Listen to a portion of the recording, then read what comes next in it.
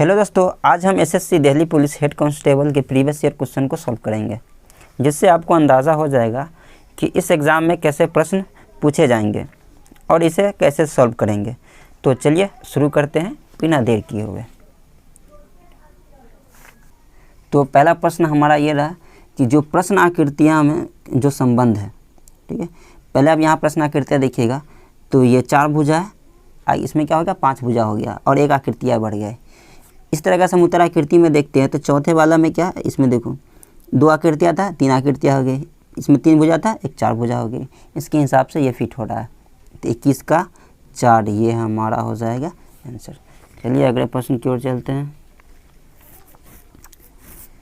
अगला प्रश्न है कि निम्नलिखित 4 में से 3 समूह एक निश्चित प्रकार से समान है, मतलब 3 को समान है, एक भिन्न है, और उन्हीं भिन्नों को हम लोग क्या करना, चयन करना है, ठीक है। जैसे यहाँ देखते यू कितने 21 क्रम पे आता है, 21वें नंबर पर। एफ कितने पर आता है, 6 पे, ठीक है। के आता है 11 पर, क्यू आता है 17 पर, डी कितने पर आता है, 4 पर, डब्ल्यू 23 पे, टी 20 पर आता है और जी 7 पर। तो यहाँ अगर पहले 2 अगर अक्षर को आप देखें तो ये इन दोनों का योग कितना है, 27 है, यानी एक दूसरे के विपरीत अंक है, ठीक है। विपरीत, एक दूसरे का विपरीत लेटर है, ठीक है। तो 21 6 27, यहाँ हमारा 23 4 27, 20 7 27, सिर्फ बी है जिसमें ये जो शुरू के जो 2 लेटर है एक दूसरे का विपरीत नहीं है, अर्थात ये भिन्न हो गया। तो यानी 52 का दूसरा आंसर हो गया। तीसरा प्रश्न हमारा कहता है कि उन विकल्पों का चयन कीजिए जो आकृति हमारा ये एक्स जो दिया है वो उसमें होना चाहिए। मतलब इस आकृति को घुमाने की आवश्यकता नहीं है, सीधा सीधा आपको देखना है कि ये कौन सी आकृति में है। उत्तर आकृति अगर हम लोग देखते हैं तो यहाँ ये हमारा यहाँ भी है, ठीक है, और ये हमारा यहाँ भी है। अब बात है कि ये 2 जगह मिल रहा है तो होगा कौन। तो अगर ऊपर वाले में हम देखें तो यहाँ जो बीच का जो गैप है ये थोड़ा सा लंबा लकीर है और यहाँ पे बहुत छोटा लकीर है, यहाँ पे थोड़ा बड़ा लकीर है। इस हिसाब से स्ट्रॉन्ग आंसर क्यों होना चाहिए, चौथा होना चाहिए, ठीक।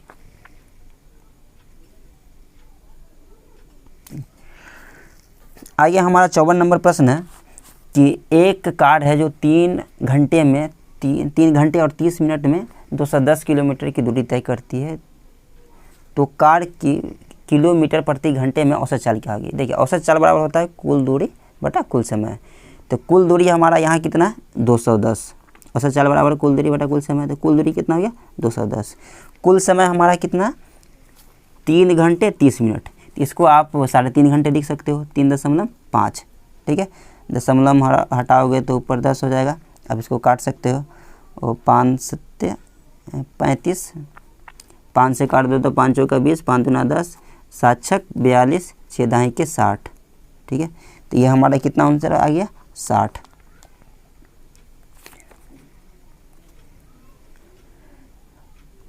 पचपन नंबर क्वेश्चन है कि दिए गए समीकरण को हल करने के लिए किन 2 संख्याओं को परस्पर बदला जाएगा, यानी एक दूसरे के जगह पर बदल देना।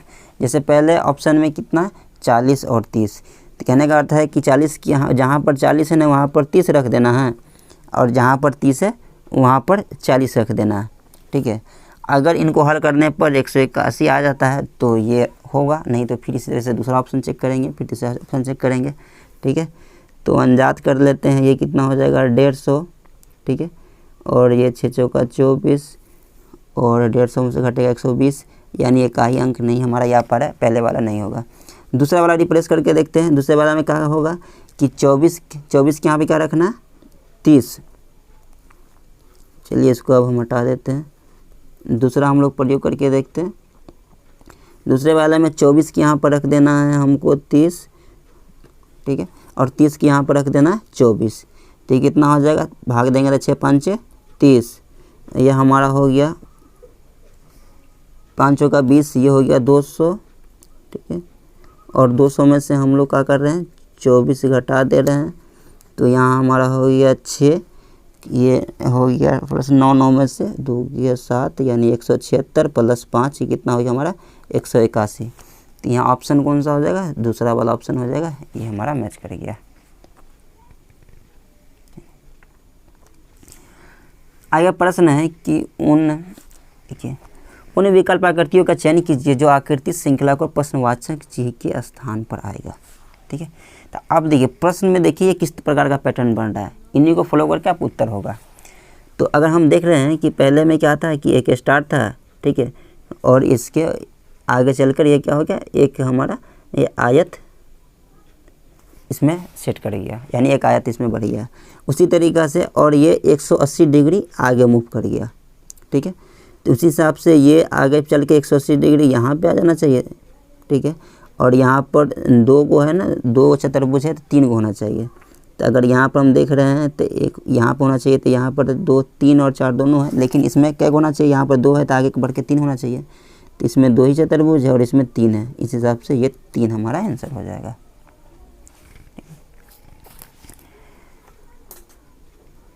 अब 57 उसी तरह का प्रश्न है। ठीक है, आपको उत्तर आकृति में यहाँ सेट करना है ताकि ये आकृति पूरी हो जाए। तो हमको एक किस टाइप का आकृति चाहिए, ये यहाँ से ऐसे हो, ऐसे हो, ऐसे हो। ठीक है, अगर हम लोग इस हिसाब से देखते हैं तो हम 57 का बी देखिए, ये पूरा का पूरा ये यहाँ से आ रहा है। ठीक है, तो ये बी 57 का यानी ये फिट हो पा रहा है। ठीक है, क्वेश्चन नंबर 58 है, दी गई शीट को मोड़कर एक घन बनाया गया, इस तरह से निर्मित घन में छेद दर्शाने वाले पृष्ठों के विपरीत पृष्ठ क्या होगा। आप देखिए लूडो आप खेले होइएगा, उसमें अंक कहाँ तक रहता है, 1 से लेकर 6 तक, 1 2 3 4 5 6। ठीक है, तो वहाँ आप देखिएगा कि अगर जहाँ 6 लिखा हुआ है ना तो उसके नीचे 1 लिखा रहेगा, जहाँ 2 लिखा है उसके नीचे 5 रहेगा। कहने का अर्थ है कि जो घन में है ना, इसमें जो विपरीत अंक होता है उनका योग कितना होता है, 7 होता है। तो यहाँ 6 का विपरीत कौन हो जाएगा, 1 हो जाएगा, क्योंकि 6 1 7 होता है। अगर वही 3 का पूछता तो 3 और 4 7 होता है, यानी इसका 3 का विपरीत कौन हो जाएगा, 4 हो जाएगा। ठीक है, प्रश्न समझ गए आप।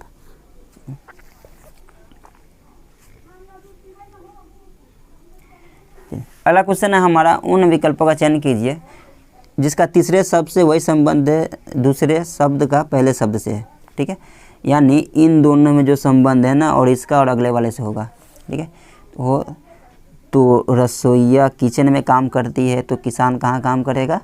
ठीक है, खाद फसल बगीचा हो नहीं सकता, वो खेत होगा। ठीक है, ये तो बहुत आसान था। इसमें भी ये कहता है कि ये हमारा जो प्रश्न आकृति है इसके अंदर छिपा हुआ, इस उत्तर आकृति को पहचानता है इसके अंदर कौन छिपा हुआ है।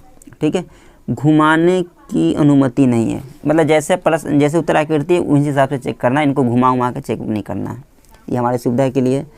तो यहाँ अगर हम लोग देखते हैं तो ये पहला ही मैच कर जाता है, इसलिए कि यहाँ ये देखिए, ये यहाँ इस तरह से हमारा जो आकृति है ये यहाँ चला गया हुआ, ये यहाँ है। ठीक है, ये यहाँ, यानी कि हमारा 60 का पहला हो जाएगा।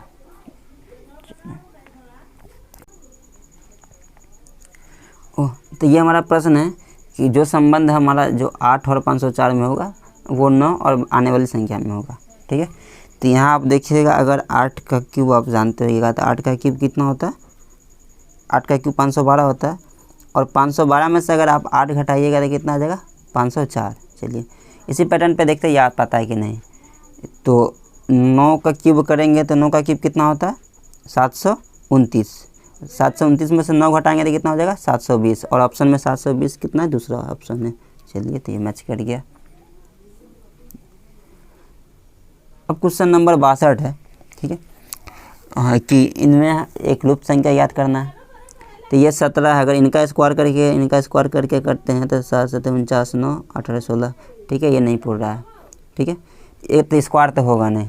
17 और 8 को आप गुना कीजिएगा तो कितना आएगा, 17 8 को गुना करिएगा तो 8 7 17 136, और 136 को 2 से गुना कीजिएगा तो कितना आ जाएगा, 272। अच्छा, इस पैटर्न पर देख लेते हैं। तो 12 नमा 108, 108 दूना 216। अच्छा, यानी बैठ गया। तो 16 नमा कितना हो गया, 144। इनको 2 से गुना कर लीजिए, ये कितना हो गया हमारा, 288, और 288 पहले पे। चलिए इस पैटर्न, इसमें हमें क्या करना है, लुप्त संख्या याद करना है। ठीक है, तो यहाँ देख रहे हैं 18 है 20 60 64 है। अच्छा, तो यहाँ जोड़ने से तो पैटर्न बन नहीं रहा है। 18 में जोड़िएगा तो ये 0 जोड़ने पर आता है, फिर 2 जोड़ने पर फिर नहीं बैठ पा रहा है। अच्छा, 18 को अगर 1 से गुना किया जाए तो कितना होगा 18, ठीक है। अब ये जो 18 आया है उसमें अगर हम लोग 2 जोड़ते तो कितना आ जाता है 20। उसके बाद 20 को 3 से गुना कीजिएगा तो कितना हो जाएगा 60। 60 में 4 जोड़ेंगे तो कितना होगा 64। तो यहाँ देख रहे हैं, यहाँ 1 2 3 4, तो अगला कितना हो जाएगा 5। पहले गुना हुआ है, फिर जोड़ हुआ है, फिर गुना हुआ है, फिर जोड़ हुआ है, तो फिर गुना होगा, ठीक है। जो रिजल्ट आ रहा है उसमें किया हो रहा है। जैसे 18 हुआ है तो 18 को 2 से किया, और रिजल्ट 20 आया तो 20 से को 60, फिर 60 में किया, तो अब कितना आया 64। तो अब 64 को 5 से गुना कीजिएगा तो 5 होगा 20, 6 5 30, 2 32, यानी 320, और 320 हमारा चौथे में।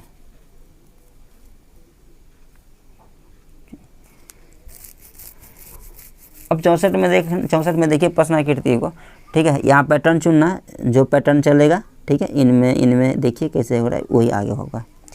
तो यहाँ देख रहे हैं कि ये जो हमारा वृत्त था ये इधर आ गया हुआ है, और ये त्रिभुज इधर चला आया हुआ है, ठीक है।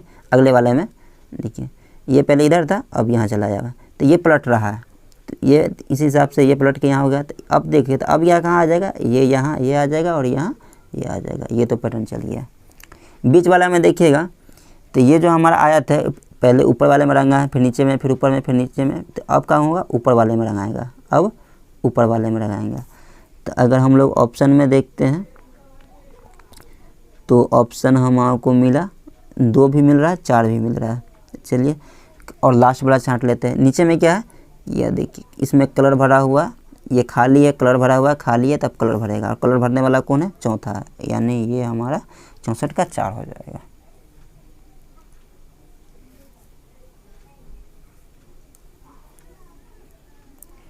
अब क्वेश्चन हमारा 65 है, ठीक है, कि इनमें भिन्न आकृतियाँ चुनना है, ठीक है।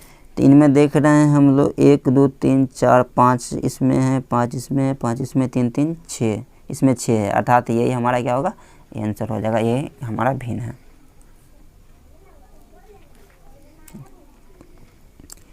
आगे प्रश्न है, इसमें भी भिन्न चुनना है, ठीक है। तो मेरे समझ से इन दोनों में कलर है, इन दोनों में कलर नहीं, इस आधार पर चुन नहीं सकते। अच्छा, ये दोनों गोल गोल है, गोल है।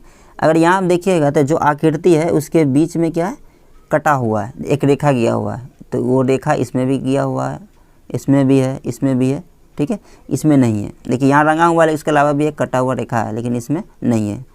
इस आधार पे मेरे ख्याल से ये 3 होनी चाहिए।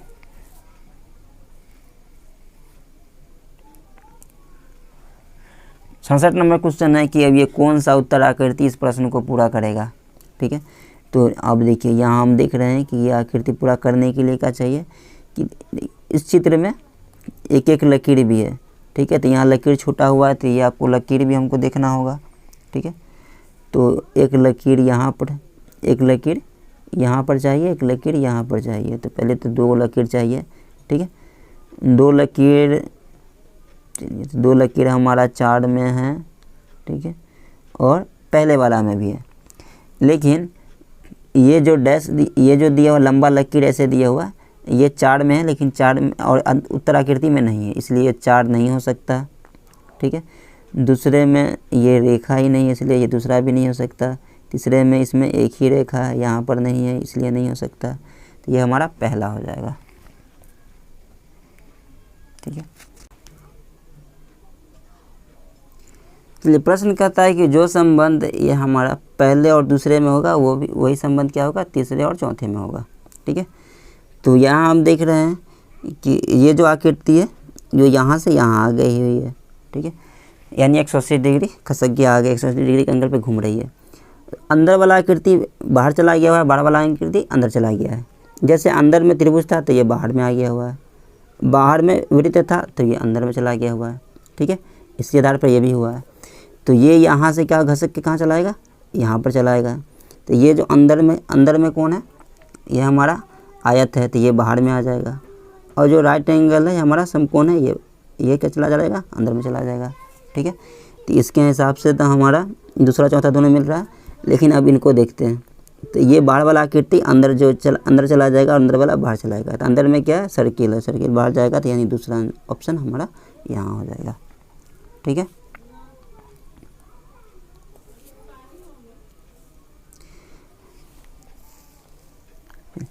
आगे क्वेश्चन है कि एक कूट भाषा में है ना PLOTS को TUPM के रूप में लिखा जाता है, तो उसी भाषा में क्या लिखा जाएगा। अच्छा यहाँ आप देखिएगा कि P को क्या लिखा हुआ, P को Q यानी एक बढ़ रहा है, ठीक है। यहाँ शुरू वाला देख रहे हैं कि ये इसमें से इधर से, इधर का शुरू वाला इधर का लास्ट वाले में एक बढ़ रहा है, L के बाद M, O के बाद P, ठीक है। उसी हिसाब से ये शुरू वाला और इधर अंत वाला F के बाद G, ठीक है, R के बाद S, तो ये पहला दूसरा दोनों मिल रहा है, ठीक है। तो यहाँ देख रहे हैं यहाँ तीनों बराबर है, उसका चौथा 1 2 3 4, चौथा I के बाद क्या होना चाहिए J, और यहाँ पर है कि यहाँ पर J, अर्थात ये हमारा दूसरा हो जाएगा, ठीक है। अब एक क्वेश्चन नंबर 71 में कि दर्पण दिया। अच्छा दर्पण में होता है क्या है कि चित्र हमारा पलट जाता है, यानी बाएं का दाएं दाएं का बायां हो जाता है, ठीक है। तो U जो पलटे U पलटेगा हमारा, ठीक है। K पलट रहा है, अभी भी सब मैच कर रहा है K, उसके बाद T पलट जाएगा, ठीक है।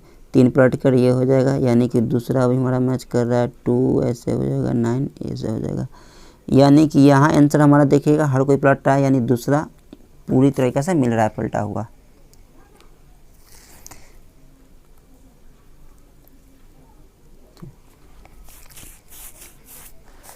अच्छा यहाँ डैश में होता है क्या है कि यदि दो निकटतम संख्याओं का योग अगर 7 ना हो तो उसके विपरीत जो अंक होते हैं उनका योग 7 होता है, ठीक है।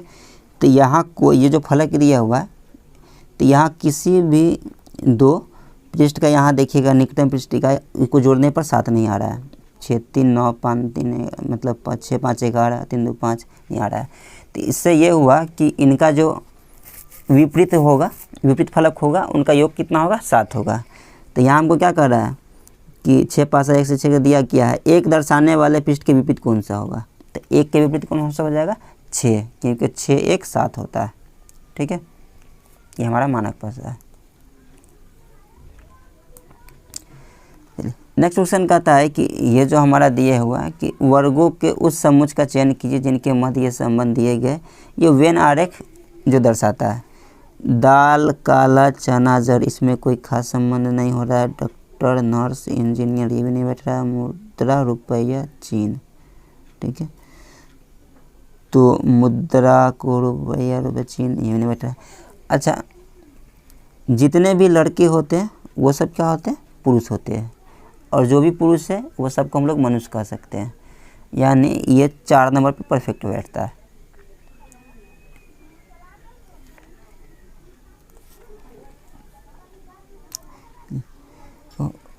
नेक्स्ट क्वेश्चन है हमारा कि निम्नलिखित वेन आरेख में समचतुर्भुज चालकों को और वर्ग समचतुर्भुज किसको दर्शा रहा है, ये चालकों को दर्शा रहा है, ठीक है।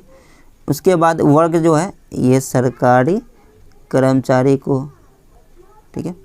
और वृत्त जो दर्शा रहा है वो मधुमेह रोगी को दर्शा रहा है, ठीक है। कहते हैं ऐसे कितने मधुमेह रोगी है जो ना तो सरकारी कर्मचारी है नहीं चालक है, यानी वो सिर्फ किस में आना चाहिए, सिर्फ वो वृत्त में आना चाहिए। तो सिर्फ वृत्त में आने वाला कौन है, 30 है, और 30 ऑप्शन में तीसरे नंबर पर है। ये हमारा तीसरा आंसर हो गया, ठीक है। आगे क्वेश्चन है निम्नलिखित श्रेणी को प्रश्नवाचक चिन्ह के स्थान पर कौन सी संख्या आएगी, ठीक है। तो यहाँ 20 को 2 से गुना करने पर 1 जोड़ते हैं, ठीक है। 20 को 2 से गुना कीजिए 1 जोड़िए, 41 को 2 से गुना कीजिए, ठीक है। तो कितना आ जाएगा हमारा 82, इसमें 2 जोड़िए। उसी हिसाब से अब फिर उसको हम लोग 84 को 2 से गुना करते हैं तो कितना हो जाएगा, ठीक है। 4 दूना 8, 8 दूना 16, इसमें 3 जोड़ने पर आएगा। उसके बाद 4 जोड़ाएगा, तो आगे हमारा कितना जोड़ाएगा 5, तो यानी इसको 2 से गुना करके 5 जोड़ना होगा। 2 से गुना कर देते हैं 6 दूना 12, 12 5 17, 4 दूना 8 1 9, 3 दूना 6, ठीक है। 697 हमारा पहला आ गया ऑप्शन। तो रीजनिंग का प्रश्न हमारा ख़त्म हो गया। अब है हमारा मैथ का प्रश्न। तो पहला प्रश्न मैथ का हमारा है कि एक धातु है, ठीक है। धातु की एक आयताकार चादर है, ठीक है। तो एक आयत बना लेते हैं। इसकी लंबाई कितनी है 28, चौड़ाई कितनी है 16।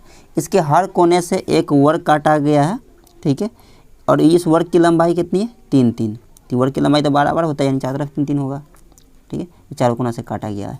तो यानी ये लंबाई में 3 इधर से भी कटेगा, 3 इधर से भी कटेगा, चौड़ाई में भी 3 इधर से कटेगा, 3 इधर से कटेगा। तो लंबाई में से 3 3 6 घट गया, तो लंबाई में से 6 घट गया तो कितना हो गया लंबाई हमारा 22। चौड़ाई में से 6 घट गया तो कितना हो गया हमारा 10। तो 22 को 10 से गुना कीजिएगा तो कितना होगा 220।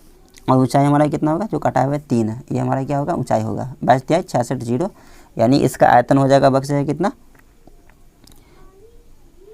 ये हमारा हो जाएगा 660।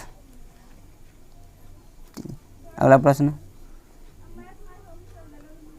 अब तीसरा है कि किसी, यहाँ देखिए हमको निकालना है क्या, जीवाणु की संख्या निकालना है। नहीं पता है, पहले हम लोग x मान लेते हैं, ठीक है, x मान लिए तो पहले वर्ष जो जीवाणु की संख्या वो 10% बढ़ रही है। तो कोई भी चीज़ अपने आप में 100% होता है, 10% बढ़ रहा है यानी 110/100, ठीक है। उसके बाद है 10, उसके बाद क्या है अगले साल 8% बढ़ रहा है, तो कितना हो जाएगा 108/100, ठीक है। उसके बाद तीसरे वर्ष क्या 10% घट रहा है, तो यानी ये कितना हो जाएगा 90/100, बराबर कितना होगा 21,384, ठीक है।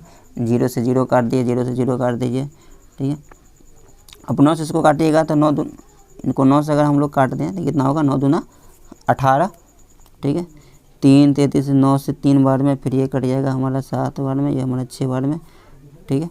और 11 से हम काट देंगे तो 11 दूना 22, 11 कहीं 11, 11 छक 66, 216, 108 दूना 16, ये 2 बार में, ये 2 है, और 1 2 3 4 को 0 इस पर अगर हम लोग रख देते तो कितना हो जाता है 20,000। यानी ये हमारा कितना निकल गया 20,000, ये जीवाणुओं की संख्या निकल गई, ठीक है। अब क्वेश्चन नंबर हमारा 78 में है कि एक जो कमीज है उसका अंकित मूल्य कितना, 1824 अंकित मूल्य। 18% छूट देने पर बेचिए, 18% छूट पर बेचा गया, यानी कि जो बेचेगा 18%, इसमें से अगर हम लोग घटा देते हैं तो कितना होगा 82/100, यानी इन पेनी को बेचा गया 18% छूट पे, ठीक है। तो यदि लाभ प्रतिशत 14 है तो लाभ किस पे होता है, क्रय मूल्य पे। तो मान लेते हैं हम लोग क्रय मूल्य x, तो इस पर लाभ कितना हुआ इसको 14, यानी 114/100, ठीक है। ये दोनों समीकरण आपस में बराबर होगा, क्योंकि ये भी क्या हो रहा है, ये भी हमारा विक्रय मूल्य और ये भी विक्रय मूल्य, और दोनों आपस में बराबर होगा, ठीक है। 100 से 100 काट कर इसको हम लोग इसको आप हल कीजिएगा तो आंसर के रूप में आपको x बराबर आपको आ जाएगा 1312। चलो आगे क्वेश्चन है हमारा कि एक आयत का विकर्ण, आयत का विकर्ण क्या होता है, √(l² + b², ठीक है। आयत का विकर्ण कितना 31, चलिए रूट से रूट काट देते हैं, यानी l² + b² बराबर कितना हमको आ गया 31। और इसका क्षेत्रफल क्या होता है l × b, यानी l × b कितना हमारा दे दिया है 25, ठीक है। तो कहता है आयत का परिमाप क्या होगा, ठीक है। तो आयत का परिमाप निकालने के लिए हमको क्या निकालना होगा, ठीक है, 2 × l + b हमको ज्ञात करना, ठीक है। तो a + b का होल स्क्वायर क्या होता है a², ठीक है, प्लस b² + 2ab। तो l + b ये हमको निकालना है, l + b रहने देते हैं, ठीक है। l² + b², यानी l² + b² हमारा कितना आ गया, यहाँ 31 है, यहाँ 31 रख देते हैं, प्लस lb 25 है, 2ab, तो 25 दूना 50, 50 और 31 कितना होता है 81। ये स्क्वायर इधर आकर रूट बन जाएगा, तो कितना निकल जाएगा इसका वर्गमूल, x + y बराबर कितने, l + b बराबर कितना हो गया 9, ठीक है। तो l + b का मान यहाँ रखो 9 रख देते हैं, और 2 से गुना हो जाएगा तो 9 दूना 18, यानी इसका परिमाप कितना हो गया 18। आगे प्रश्न है, ठीक है, ये समय और वर्क से दिया गया है। तो इनको हम लोग इसको आसानी के लिए फार्मूला पे आप इनको इस फार्मूले पे बना लीजिए कि mdh = m1d1, ठीक है, h1, इस आधार पे बना लीजिए, यानी यहाँ m फॉर मैन, d बराबर h बराबर हॉर्स आप समझ लीजिए, ठीक है। तो यहाँ तो घंटा दिया हुआ नहीं है। तो 25 महिलाएं कर रहा है किसी काम को 60 दिन में करता है, ठीक है, यहाँ तो आवर है नहीं। तो अब कहता है कि कार्य आरंभ होने के कितने दिनों बाद, तो यहाँ पे मान लेते हैं x दिन, तो x दिन बाद यानी x दिन तक ले 15 महिलाएं काम करेगी। तो x दिन बाद काम कितने दिन में पूरा होना चाहिए? 45 दिन में। तो यानी x दिन तो काम हो ही चुका है, यानी तो 45 में से x दिन घट जाएगा, इतना काम बचा हुआ है। ठीक है, 15 महिलाएं और लानी चाहिए। पहले महिलाएं कितनी थी? 25, 15 और लाएंगे तो कितना हो जाएगा? 40। ठीक है, वो यहाँ सॉरी 25 महिलाएं, तो ये कितना हो गया हमारा? 40। ये हमारा समीकरण हो गया। ठीक है, इसको आप हल कीजिएगा तो x का मान कितना निकल के आएगा? x का मान आपको 20 निकल के आएगा, अर्थात ठीक है वो काम 20 दिन में पूरा कर लिया जाएगा।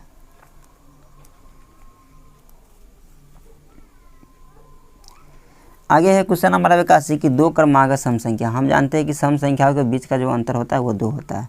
तो यदि पहला अगर सम संख्या x मानेंगे तो दूसरा क्या हो जाएगा? x + 2 हो जाएगा।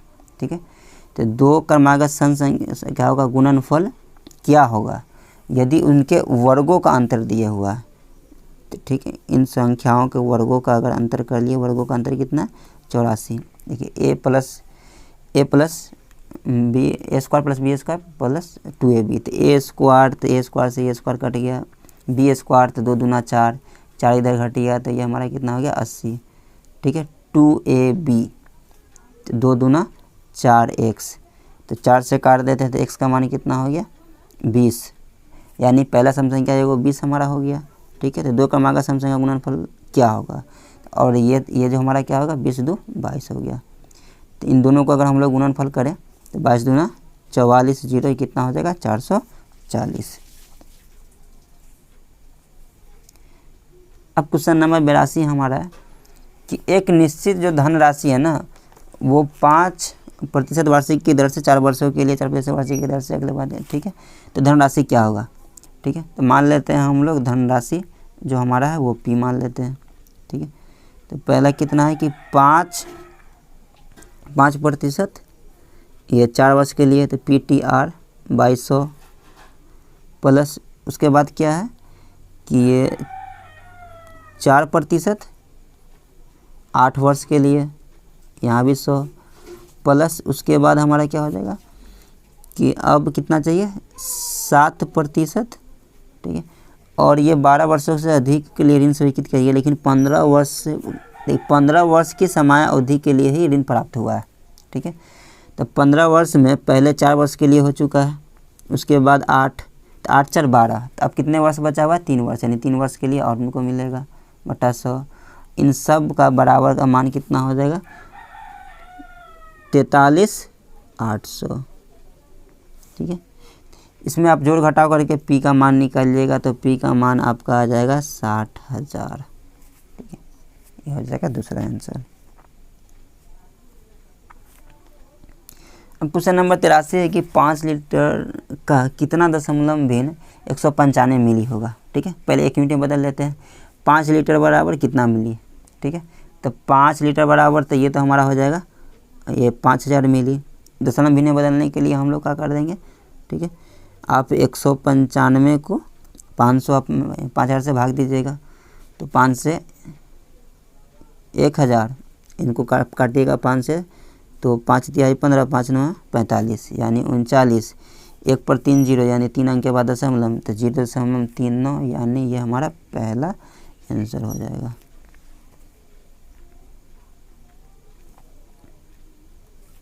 ठीक है, आगे हमारा क्वेश्चन नंबर 84। ठीक है, अब कहता है ये दो संख्या x और y संख्या z का क्रमशः 18% और 30% है, तो संख्या y और x को कितना प्रतिशत है? ठीक है, तो z नहीं दिया है तो मान लेते हैं आसानी के लिए हम 100 मान लिया, हालांकि x भी माना जा सकता है। ठीक है, तो x 100 का 18%, x कितना हो जाएगा? 18। ठीक है, y 100 का 30% कितना हो जाएगा? 30। तो यहाँ जो तुलना किनसे हो रहा है कि ये कहता है जो संख्या y है वो संख्या x का कितना प्रतिशत है। ठीक है, जो संख्या जो y है, ठीक है, तो y कितना है? 30%। निकालने के लिए 100। तुलना किससे हो रहा है? संख्या x का, तो x से तुलना हो रहा है, x कितना है? 18। ठीक है, निकाल लेते हैं तो हम लोग 6 से 6 तिहाई 18, 6 5 6 30। ठीक है, यहाँ कितना हो रहा है? 500, 500 को 3 से कीजिएगा तो ये हमारा 16 तिहाई 48, 6 मतलब 166 कुछ ही आ रहा है, यानी लगभग कितना हो जाएगा? 167। ये हमारा उत्तर हो जाएगा 167। अब क्वेश्चन नंबर 85 कहता है, 85 क्या कहता है कि 17 गेंद को 784 रुपये में बेचने से 5 गेंद की लागत के मूल्य के बराबर क्या होती है, हानि होती है। तो एक गेंद की लागत कितनी होगी, तो हम लोग एक गेंद की लागत मान लेते हैं 100 रुपया, ठीक है। तो 17 गेंद को बेचने पे कितना आ रहा है, 840 रुपया। तो यानी यहाँ जो विक्रय मूल्य है हमारा, विक्रय मूल्य है वो कितना है, 840 है, ठीक है। सेलिंग प्राइस 840 है, कितना का, 17 का। तो 17 गेंद का लागत जो होगा यानी क्रय मूल्य होगा 17 का, एक गेंद का लागत 100 रुपया आता है, 17 का कितना होगा 17x। और ये कौन सी कहता है, जो हानि होता है ना 5 गेंदों की लागत मूल्य के बराबर होता है, ठीक है। तो हानि एक गेंद का एक हो रहा था, 5 गेंद का कितना होगा 5x। तो कहने का मतलब विक्रय मूल्य कितना है 840 है, ठीक है। अब यहाँ क्रय मूल्य में हानि घटाने पर क्या आता है, विक्रय मूल्य आता है, ठीक है। तो ये संख्या आपस में बराबर हो गया, घट के कितना आएगा 12 से काट देंगे तो 12 7 84 70, यानी इनका मूल्य कितना हो गया, इनकी लागत मूल्य 70 रुपया हो गया, ठीक है। अब हमारा क्वेश्चन नंबर 86 है, ठीक है। इसमें कहता है ये 3 साझेदार ABC है, ठीक है। तीनों 2,21,000 रुपये को आपस में बांटते हैं और ABC को प्राप्त धनराशि में से क्रमशः 2,000, 3,000 और 4,000 निकाल लिया जाता है, तो धनराशि कितना होगा, ठीक है। तो कहने का मतलब है कि अब इन सब में देखिए, अगर अनुपात में दिया रहा है ना तो वो कोई कॉमन संख्या निकाला रहता है, तो इस सब में हम लोग 1 से गुना कर देते हैं। तो ये कितना हो गया 18x, 24x, 11x, 8 4 12, 1 13, 3 4, पूरा मिला के कितना हो गया 53x, ठीक है। तो कहने का मतलब है ये 53x और जो पैसा जो निकाला गया है इनको अगर जोड़ देंगे तो 4 3 7 1 9,000, ये सब मिलकर कितना है 2,21,000, ठीक है। 9 10 जाकर घट जाएगा तो कितना हो जाएगा हमारा 2,12,000, 9,000 घटाने पर हो जाएगा हमारा 2,12,000। और x का ये हमारा कितना, सॉरी 53x है, ये हमारा 53x। तो 53x को हम लोग अगर इसको काट देते हैं, ठीक है, 2 से 12 से 4 से करते हैं तो 4 तिहाई 12, 4 पंचे 20, ठीक है। तो ये हमारा कितना आ रहा है, ये हमारा आ जा रहा है 4,000, ठीक है। तो 4,000 यहाँ b का अनुपात है वो कितना 18x प्लस b का जो पैसा निकाला गया वो कितना 3,000। तो 18 चौका 72,000, अब 72,000 और 3,000 कितना हो जाएगा 75,000, यानी पहला आंसर हो जाएगा। अब क्वेश्चन 87 है कि दो संख्याओं का लघुत्तम समावर्त कितना 252, दो संख्याओं का लघुत्तम 252 और महत्तम 12 है। यदि संख्याओं के बीच का अंतर 48 है तो उन संख्याओं का योगफल क्या होता है, ठीक है। तो फॉर्मूला होता है एलसीएम और HCF इक्वल टू पहली संख्या गुनी दूसरी संख्या, यानी कि a गुनी b होता है, ठीक है। यानी लघुत्तम और महत्तम का गुना दोनों संख्या को गुणनफल के बराबर होता है। अर्थात दो संख्याओं के बीच का अंतर कितना दिया 48, यानी पहला संख्या एक x होगा तो दूसरा संख्या कितना हो जाएगा x प्लस 48 हो जाएगा, ठीक है। और इधर कितना दिया हुआ है 252 गुने 12, इनको गुना करने पर x² प्लस 48x, ठीक है। और इन कितना हो गया 12 दूना 24, हाथ में 2 बड़ा 5 60, 60 2 62, 12 दूना 24, 24 36। तो ये हमारा समझिए तो ये द्विघात समीकरण हो गया। या कहने का मतलब है कि इनको गुना करने पर 30 24 चाहिए और जोड़ने घटाने पर 48 चाहिए, ठीक है। तो इस तरह का अगर हम लोग संख्या देखते हैं, ठीक है, तो आपको क्या करना होगा 30 24 का गुणनखंड कीजिएगा। गुणनखंड करने पर, ठीक है, आप पाइएगा कि 84 और 36 को है ना गुना करने पर 30 24 हो जाता है और इनको इनमें से घटाने पर 48 प्राप्त हो जाता है। तो एक संख्या, ठीक है, तो एक संख्या हमको प्राप्त कितना होगा 84 और एक होगा 36, इसका फैक्टराइजेशन करके प्राप्त कर लिए हैं, ठीक है। और संख्याओं का योग करता है, इन दोनों को जोड़ देंगे तो 6 4 10 के 0, 7 3 11 के 12, कितना हो गया 120 पहले ऑप्शन में। अब क्वेश्चन नंबर 88 कहता है कि एक कक्षा में 2 बैच A और B है, ठीक है। तो एगो बैच A है, एगो बैच B है, ठीक है। तो बैच A में 44 छात्र हैं, ठीक है, और बैच B में 56 छात्र हैं, ठीक है। यदि बैच ए का जो भार है वो कितना है 43 है औसत भार, ठीक है। तो कुल योग करने के लिए हम क्या करेंगे, इनको हम लोग जोड़ देंगे। 43 और 44 को आप गुना कीजिएगा तो कितना हो जाएगा, ये आपको 1852 आ जाएगा, ठीक है।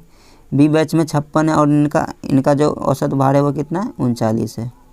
इनको आप गुना करने पे कितना आएगा 1184। अगर 2184 इनको अगर आप जोड़ दीजिएगा टोटल, ठीक है, तो ये टोटल जोड़ने पर आपको आ जाएगा 4076।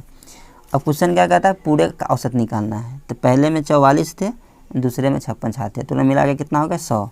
तो 100 से भाग देंगे तो 2 अंक के बाद दशमलव हो जाएगा, यानी 40.76 हो जाएगा, यानी दूसरा आंसर हो जाएगा। चलिए, तो अब हमारा क्वेश्चन है कि ब्याज की गणना जो है ना चक्रवृद्धि ब्याज के आधार पर की जानी चाहिए और किसी निश्चित धन राशि का ना ये 2.2/3 वर्षों के लिए 15% वार्षिक दर से चक्रवृद्धि ब्याज इतना है, तो मूलधन क्या होगा, ठीक है। देखिए, जब वर्ष जो है ना मिश्रित भिन्न में दिया रहा है, तब हम लोग क्या करते हैं, वहाँ जो हम लोग आते हैं वहाँ हम मिश्रण निकालने के लिए जो फॉर्मूला अपनाते हैं A = P इंटू, ठीक है, 1 प्लस, ठीक है, R/100 इंटू 1 प्लस R/100 यहाँ भी होगा, ठीक है। तो पहले वाला जो यहाँ ये 2 है, ठीक है, इनको हम लोग समय में यूज कर लेंगे पावर के रूप में, और ये जो है बट्टा में 2/3 इनको हम लोग क्या करेंगे दर में गुना कर लेते हैं, ठीक है। जैसे कि मान लेते हैं कि 4.2/3 दिया हुआ था, यहाँ पावर 4 के रूप में यहाँ आ जाएगा और 2/3 का आ जाएगा, दर से गुना हो जाएगा। चलिए, जो दिया हुआ है उसको बैठा लेते हैं, पी तो हमको निकालना ही है, ठीक है।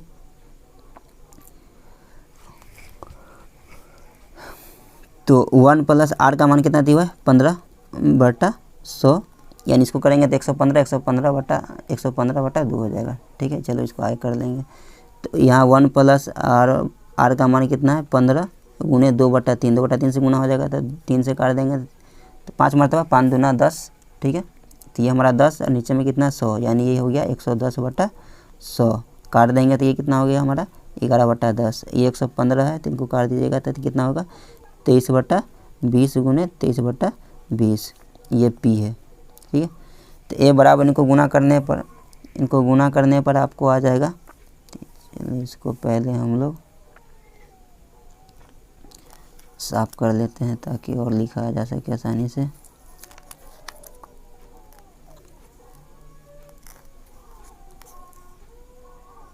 चलिए, तो उनको हमको हल करने पर जो A बराबर आपको आएगा, ठीक है, वो आएगा 58/19P/4000, ठीक है। और हम लोग को पता है कि कंपाउंड इंटरेस्ट बराबर क्या होता है A - P, ठीक है। तो एक यहाँ पर तो हम लोग यहाँ रखिए दिए, एक यहाँ पर इतना हो जाएगा P की, और P की यहाँ पर क्या होगा यहाँ P हो जाएगा, और बटा कंपाउंड इंटरेस्ट कितना है हमारा, ठीक है, ये है हमारा 90/95, ठीक है। इनको काट कूट करके आंसर आप लेकर आइएगा तो P बराबर आपका आंसर आ जाएगा 20,000, ठीक है। चलिए हो, अब हमारा क्वेश्चन है कि एक नाव में है ना, ये क्या दिया हुआ है, ये समय दिया हुआ है कि एक नाव 45 मिनट में जल प्रवाह की विपरीत दिशा में 5 किलोमीटर और उसकी दिशा में 7.5 किलोमीटर, और ये फिर 25 मिनट में जल प्रवाह की दिशा में इतना करना है।